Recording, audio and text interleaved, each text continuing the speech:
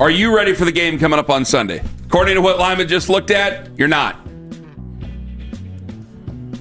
Was there more fever over watching the quarterbacks than there will be for the game on Sunday? Well, I do think you had some huge college football matchups for sure. So yeah, but you understand what I'm asking, because I think there were plenty of people who are Browns fans who are not going to sit there and watch LSU, Clemson, and maybe they would. Maybe it was week 1 of the college football season, but I think a lot of them, maybe they're not watching it as closely, or maybe it's on in the background and they're doing whatever. I know there were a lot of fantasy football drafts and things like that, but man, it seemed everything that Arch Manning's a different animal, and we'll get more into that coming up in a bit. But Carson Beck, Cade Klubnik, Garrett Nussmeier, Lenoris Sellers, Fernando Mendoza for that reason. Now I'm getting a bunch of tweets about Drew Aller and why did I leave him off the list. And I told you guys why I left him off the list. I think that's a hell of a lot of pressure. He's going to have to go out there and he's going to have to be very, very, very good against very big talent for me to think that he's going to be able to withstand the pressure of being the Browns quarterback when he's from here. It's a lot to put on a young man. And so you got to show me that you are willing to pay that fiddler and you're willing to stare that down and be able to go out and play well. That's why, like, the Cade Klubnik stuff, I only mentioned him as a name that people are mentioning. No, absolutely not. That is to me, he is day 2, day 3 Quinn Ewers territory, but that's a different conversation. But we're watching these quarterbacks. I think there was more fever over watching those QBs in college than there is over this game coming up against the Cincinnati Bengals on Sunday. Yeah, it's weird. It's definitely weird for a Browns home opener to see tickets available at face from the Browns, like, and them sending out emails, and you go to the website, browns.com, and it's that huge banner that's taken up like a fourth of the screen up top. Click to get your home opener ticket. I've never seen that. I've never seen that for a Browns home opener. So this is. I think people are on the same page that this season is a little bit different from most seasons. Now that doesn't mean that if they don't win the opener that changes immediately. Obviously, if they come out and beat Joe Burrow again like they've done 5 of the 8 times they've gone up against him, then I think people will get fired up. But I do think people are like, you got to show me. You got to actually show me you guys are trying to win this year. Well, because I think a lot of people, I think they're already moving on, and I don't know how many people actually want them to. I wonder how many people, for a multitude of reasons. I mean, anytime we throw it out there, you get guys who call in and they say they do not like the current brain trust of the Cleveland Browns, and they believe that losing is better for everybody. That if they go out and lose, they'll get rid of the brain trust. We get a better quarterback. It's a win-win for them. Now, I don't want to go that far because I hate looking for new head coaches and hate looking for new general managers because it's not fun. Quarterbacks are fun to talk about on the radio. They are a blast to talk about it when you're with your buddies. Doesn't matter if you're on the radio at a bar. You could be at a church. It's fun to talk about quarterbacks. Looking for coaches and general managers, that sucks. It's boring. You got to hit the phones. It's terrible. I hate it. But I think that there are plenty of people out there going, if they win, you'll get their attention. They'll get their emotions. But if they don't win, if they go out there and they do what they did against Dallas last year, I think a lot of people are going to go, all right, let's see what Dylan Gabriel has. Let's see what the other kid has. Let's see where we go from here. And I'm going to be watching Ohio State, and I'm going to be watching all the other teams that I'm paying attention to. I think a lot of people are like that this year. Yeah, I don't think they'll be saying Dylan Gabriel first. I think they'll be saying Shedeur first. Sanders probably first. More on that coming up here in chat around 7:22, by the way. But it is weird because we just played a promo, I think maybe a segment ago, from the afternoon show, talking about what this season's all about. And I think it's been very hard for a lot of Browns fans to kind of figure out, what is it? Like off the top, what rolls off the tongue? This season is about this. And I think for most people, I mean, when you start a 40-year-old quarterback, and I know Pittsburgh's dealing with the same thing, but you know, their guy has the star power, at least he did. I mean, you're starting Joe Flacco, and Joe Flacco wasn't particularly good last year for a different team. So, yeah, we're hoping to recapture the magic of a stretch run from a couple of years ago where you went to the playoffs. But, you know, you're starting to see the turnover on the roster, that it kind of a 2-year thing. Last year, you know, you're down a lot of the big names from the playoff runs that this organization had, and now you're getting on to the next, but you still have your offensive linemen, you still have Myles Garrett, you still have Denzel Ward, you still have Njoku. You know, will Njoku be here next year? They drafted his replacement. Offensive line, they're in the process of transitioning. So can they still win games when you've kind of got two different timelines represented on this football team? Got a lot of young guys. Of course, two of them are quarterbacks who are not playing. One of them's a running back who we're hoping to find out some new details on and whether he's going to be available soon. But that's why I think a lot of fans may be at arm's length right now, this football team, until they prove otherwise. I think you're right with a lot of people. Like, I'm not picking up the usual fever that we've experienced here because, like, even when Deshaun's healthy, and I know a lot of people didn't like him. When Deshaun was healthy, it's like, all right, maybe he's able to turn it up. Maybe this year he's able to get it going. After the year that he had the injury, you remember what had happened where it's like, all right, maybe we can get this thing going in the right direction. He was very good in certain spurts during the beginning of the season last year before the injury. Maybe he'll be good the entire year this year. There was that thought there. When Baker was here, coming off of 2019, I think 2019 it was kind of like, well, what are you going to do? Plus, we were all distracted by everything else that was going on in the world, getting ready for 2020. That kind of took it away, and it was a fun experience for everybody because I don't think people anticipated them going to the playoffs. I think they just wanted Baker to play a lot better than what he was. And then after that, yeah, there was that expectation. But this is the first time I can remember in a long time. This feels more 2016, 2017 to me, where it's like, hey, they'll be there on Sunday. I think they'll be there on Sunday. I know that you've noticed some things over there on the internet where people might be putting tickets up for sale or staying home or whatever it might be. I think they'll be there on Sunday, and I think they'll whoop it up because it's tradition. But I think a lot of people are paying attention to 2026, and I don't begrudge those people. I don't begrudge him. Our own owner is going to these football games. Why is he going to these football games? Everybody knows why he's going to these games, and I don't begrudge him for doing that. So if our own owner's going there, and everybody else is going to these games, he didn't exactly hide it. Yeah, so it's all over. And I think that's like, hey, if they can win, great. I don't think they're doing what 2016 and 17 dictated, where it's like, hey, let's go out here and do this. But when you have 2 first-round picks next year, I think it's apparent to everybody that they're trying to figure out who might be worth their pick if they have to pick number 1 or number 2, or who might be really worth it where they might have to trade up and use both those first-round picks on one of these guys. And I just think that's being pure and simple, honest with yourself and with your fan base about where this football team's going to be.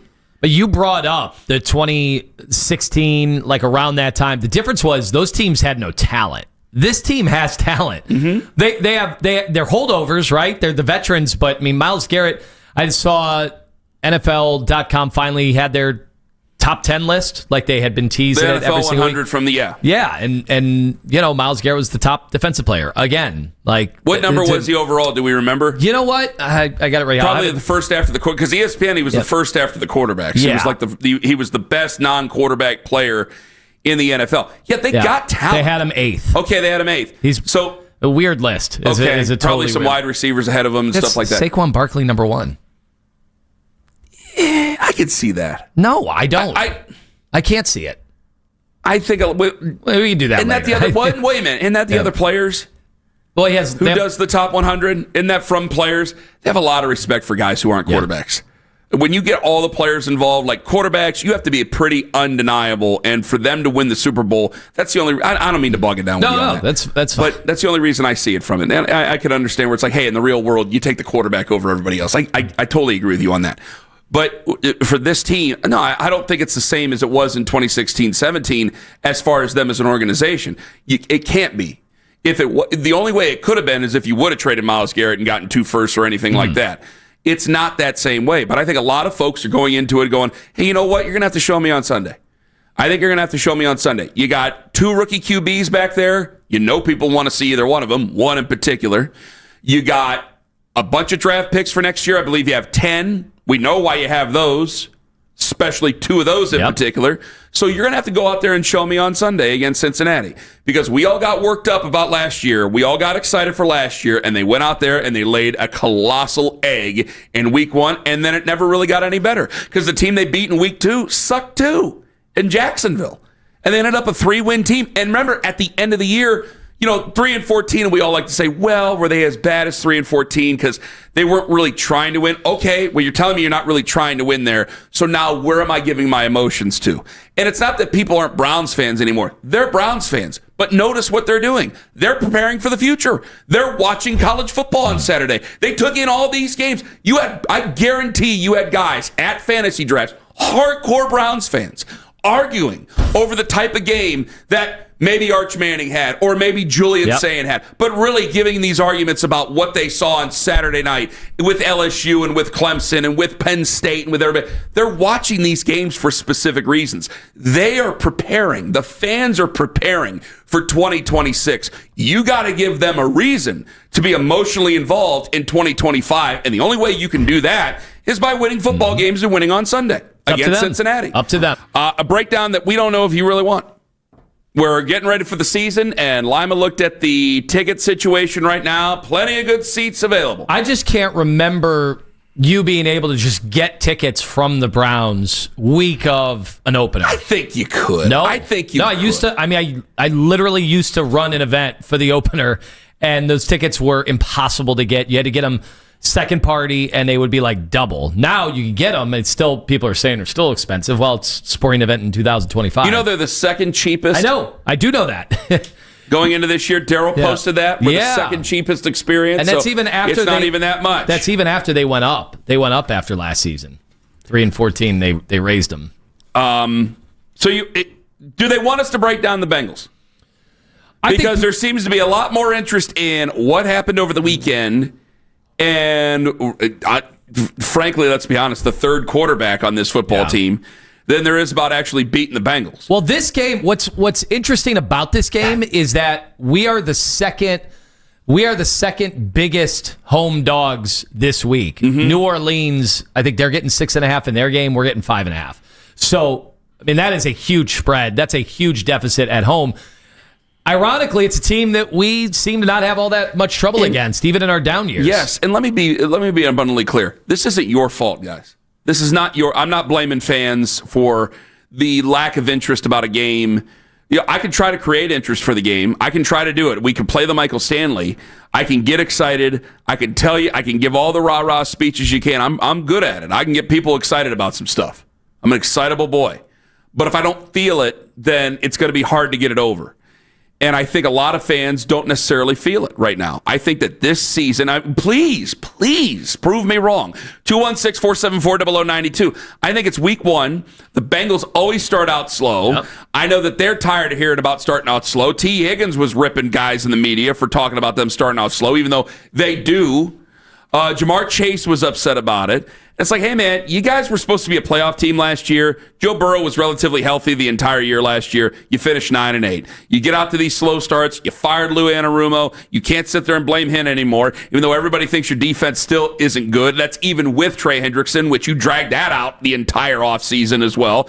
You and I bickered about whether or not Joe Burrow, if Joe Burrow has any right to complain about anything. I go, well, they've signed his two wide receivers. Usually they just make franchise guys have one premier wide receiver on your football team. Because T. Higgins, I don't know if he could be a number one for a great football team, but he could be a number one in the NFL. He's like a Jerry Jeudy, right? Yeah, he could be a number one for a football team. So I don't want to hear any more of that.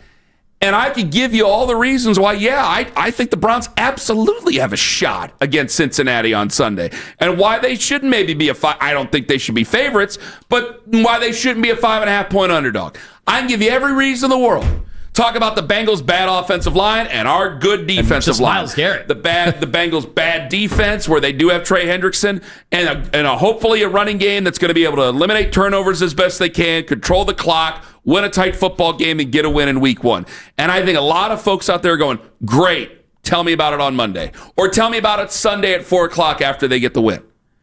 Because I think a lot of people, when you watched all throughout the offseason, the constant tug and pull, all the arguments that you and I had over the quarterbacks and the two rookies, it was all, remember, I couched it all. So this is all still on me where I go, hey, you know what? It's August 12th, and they're still taking a quarterback in the first round next year. Hey, it's July 23rd. They're still taking a quarterback. Like, that never budged. They still had 2 first-round picks, and then the owner and the general manager, The coach went down with his family, a different set of circumstances. But, I mean, he's a football guy for crying out loud. The owner and the general manager were at the Ohio State game. Now, I know that there's a lot of positions that they're looking at. You're going to cover your bases. And then the owner, did the general manager go to LSU Clemson, or was it just the owner? I didn't see pictures of him. Remember, he has a twin brother, too. So, well, the owner was at... We can't confirm that it was him or not. That's true. Fair enough. Even a DNA test, and he it'll works be tough. for the Eagles, right? It'll be very similar. The owner was at LSU Clemson. Okay, he's a Tennessee fan. In Tennessee, where they taking on Syracuse? Yeah. They beat the brakes off Syracuse. Good God almighty. What a day for a Tennessee fan. Nico Amalieva was running for... He was pressured on 60% of his dropbacks. UCLA? He was pressured on 60% of his dropbacks. Jeez. And they got Penn State on the schedule. Holy God. Got his money. Oh, my... I think they got Ohio State on the schedule, too, UCLA does. God. Yeah, at least... You better hope they can't take any of that money back, because, buddy, you're going to be running for your life. Anywho, the guy's a Tennessee fan. He's down at Clemson, LSU. Why is he down at Clemson, LSU? Oh, yeah, the two quarterbacks are playing against each other. So, like, this whole thing, I think for a Browns fan, not even just a general, for Browns fans feels like it's all a formality until we get to next year. It's all a formality. Now, that doesn't mean that it's not exciting to watch the rookies. We've got exciting rookies. They can be exciting, but they got to prove it to them. Because I think that everybody feels that this is just a generalization of what this season's going to be until you get a quarterback in the first round next year. And then I think a lot of fans are going, okay, now I'll take you seriously. Because the whole thing does feel like, hey, I kept a coach after a 3-14 year. Why do we keep a coach after a 3-14 year? Well, either A, I can think really that highly of him, and I can think that highly of Andrew Berry, or B, I could say, well, they did just sign him to extensions before last year, if I'm not mistaken. So you still got at least probably 3 more years left to go on that extension. So maybe we're just going to pay off the freight for 1 more year, and then we'll have a new coach and a new rookie QB and everything, and a new general manager, and everything will go on from there. Because that's what a lot of college football teams do. They take a look at the schedule and they go, yeah, we're going to go ahead and we're going to give Billy another year. Yeah, we're going to go ahead and we're going to give this guy another year. Like, that's what they do. And I think a lot of Browns fans feel that way.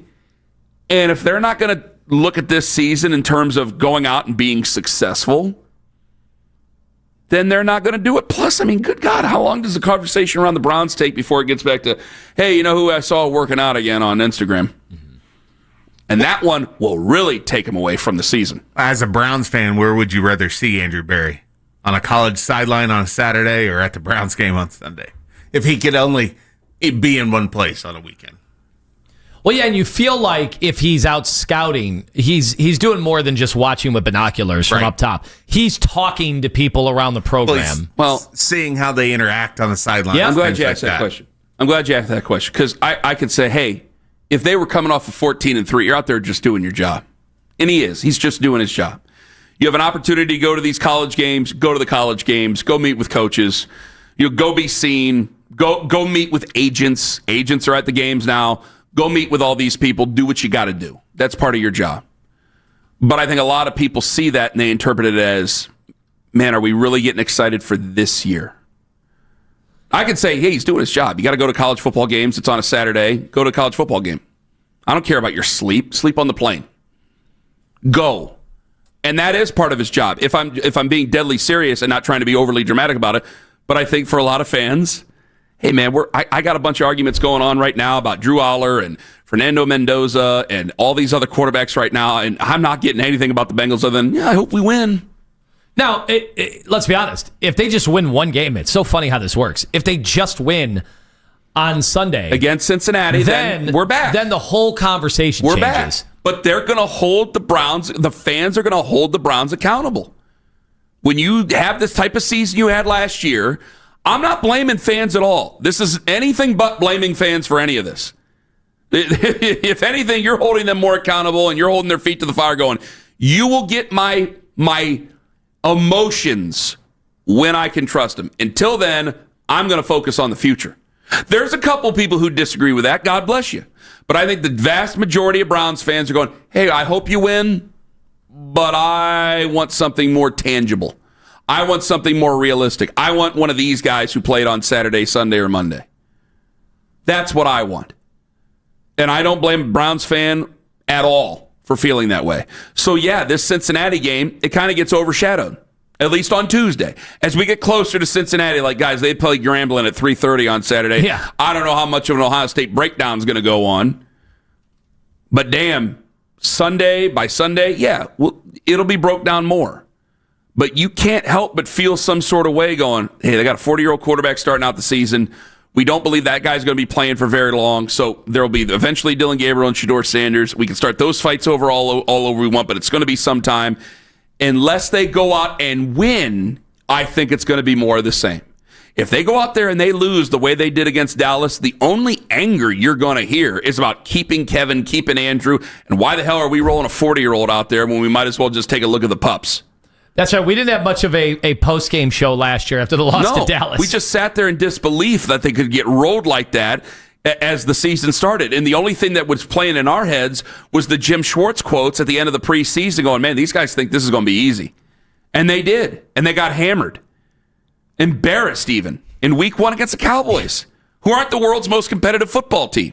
So there is a lot more on this than what we think. But in terms of breaking it down and excitement for winning, please tell me I'm wrong. I want you to tell me I'm wrong. But I think the general excitement for winning for the fan is that, hey, I hope we win. But if they don't win, hey, I got a real good look at Garrett Nussmeier. And Garrett Nussmeier looked real good with 80-something thousand people at Death Valley screaming in his face, and they were able to fight off everybody and win that football game, and I might take a look at him. And that might be what Gary and Rocky Rivers thinking. And then there's a Barry in Richmond Heights, and Barry's sitting there going, I really like, I know people are ripping on Clay Klubnik, but let me tell you that, like, that's where they're at with it right now. Up until the pups get to play. Because they need the season to stand for something. If it's not about winning, and a lot of folks think that they're not going to the playoffs, then it has to stand for something, or what else are we doing here? We're just wasting our time. And fans of anything, hey, money's money. Money comes, it goes. Your most important currency is your time, and your emotions invested in your time. And if you don't think that your favorite football team, while you love your favorite football team, and rightfully so, yes, while your favorite football team, if you don't believe they're going to win, you're going to invest your emotions in the future of your favorite football team, not the now. Because there's plenty of guys out there that are listening to this. They could take or leave Kevin. They could take or leave Andrew. To hell with it. They don't really care. Next year would be a different story for them. 216-474-0092. Am I right or am I wrong? Tell me I'm right or wrong about that. It's okay. It's okay to get ready for a week 1 game and go, you know what? They got to prove it to me, Kenny. They got to prove it to me, Tone.